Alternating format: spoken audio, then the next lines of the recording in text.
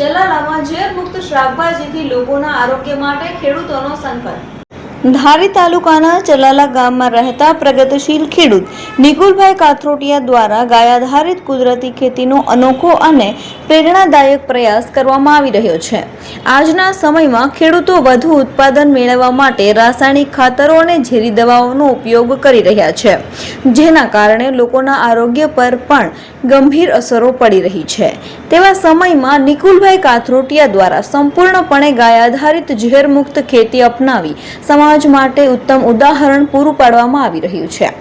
તેમના ખેતરમાં ગુવાર, મકાઈ, ભીંડા, ચીભડા, મરચા, કોથમીર, ગાજર, રીંગણ સહિત બજારમાં મળતી અનેક પ્રકારની શાકભાજીનું ઉત્પાદન કરવામાં આવી રહ્યું છે। ખાસ વાત એ છે કે આ તમામ પાકમાં કોઈ પણ પ્રકારની ઝેરી દવા અથવા રાસાયણિક ખાતરનો ઉપયોગ કરવામાં આવતો નથી। ગાય આધારિત ખેતી પદ્ધતિ દ્વારા જ પાક તૈયાર કરવામાં આવી રહ્યો છે।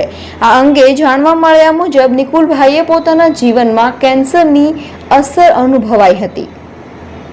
ત્યારબાદ તેમણે પોતાના આરોગ્ય અને લોકોના આરોગ્યને ધ્યાનમાં રાખીને ગાય આધારિત કુદરતી ખેતી તરફ વળવાનો નિર્ણય કર્યો હતો।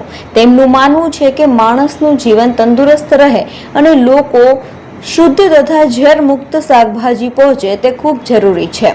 સાથે સાથે તેમણે નાના અને સામાન્ય વર્ગના લોકો સુધી સસ્તા ભાવે શાકભાજી પહોંચે તેવો પણ પ્રયાસ હાથ ધર્યો છે। બજારમાં જે ભાવ ચાલતો હોય તે જ અથવા તો તેનાથી ઓછા ભાવે સીધું ખેતરમાંથી જ ગ્રાહકોને તાજું શાકભાજી મળી રહે તે માટે વ્યવસ્થા ઊભી કરવામાં આવી છે, જેના કારણે સામાન્ય લોકોને ગુણવત્તાયુક્ત અને તાજું શાકભાજી સરળતાથી મળી રહે છે।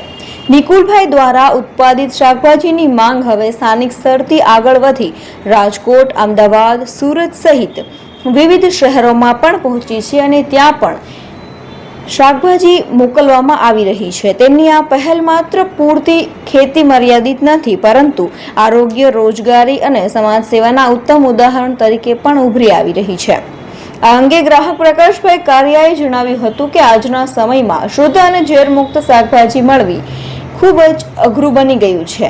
પોતાનું જીવન તંદુરસ્ત રહે તે માટે લોકો પણ આરોગ્યમય જીવન જીવી શકે તેવા હેતુથી આ ખેતી શરૂ કરવામાં આવી છે અને આગળ પણ લોકો સુધી શુદ્ધ શાકભાજી પહોંચાડવાનો પ્રયાસ ચાલુ રહેશે। એર એક્ઝિમ પ્રાકૃતિક ફાર્મનું નામ છે નિકુલ એલ કાથરોટિયા, ચલાળા મારું ગામ।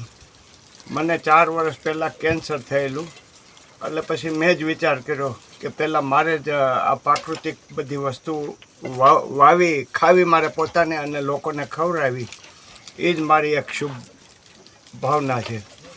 અને ટોટલ સંપૂર્ણ ગાય આધારિત અમારી આ પ્રાકૃતિક ખેતી છે, ગાય આધારિત।